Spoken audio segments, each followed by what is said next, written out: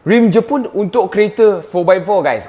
Okay guys, hari ni Wan Cina nak juga sambung unboxing untuk rim Jepun yang baru sampai kedai Wan Cina. Okay, tapi kali ini untuk kereta 4x4 guys. Okay, rim ini sangat banyak orang cari juga. So kita buka kotak dulu, tengok rupa rim ni apa guys.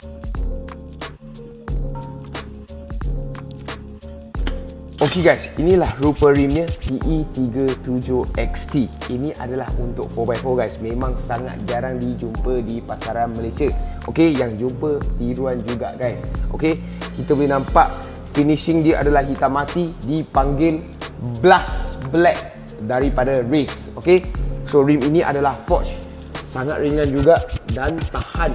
Okay, paling ringan, paling kukuh untuk rim forge. Okay, kita boleh nampak finishing dia memang sangat-sangat cantik. Wan Cina pun dah jatuh air liur. Wan Cina nak pasang dekat kereta 4x4 Wan Cina, tapi tak mampu. Okay, so rim ini adalah 6x139.7. Tak sesuai untuk kereta yang pakai 6x114.3. Okay, spek dia adalah 18x9, offset kosong. Okay, cap dia ada juga, cuma kita belum tunjuk lagi. Kita pun tak tunjuk lagi. Okay, so kita tak payah cakap banyak. Memang TE37 punya design 6 batang. Dia nampak ada bibir sikit. Memang untuk 4x4 lah. Nampak lagi, dia nampak macam TE37V. Okay, so finishing depan belakang semua sangat-sangat cantik. Okay, so kita timbang dulu berat rim 4x4 ni berapa. Sebab biasa rim 4x4 memang berat guys. 9.8 kilo saja untuk rim 4x4 TE37XT ini.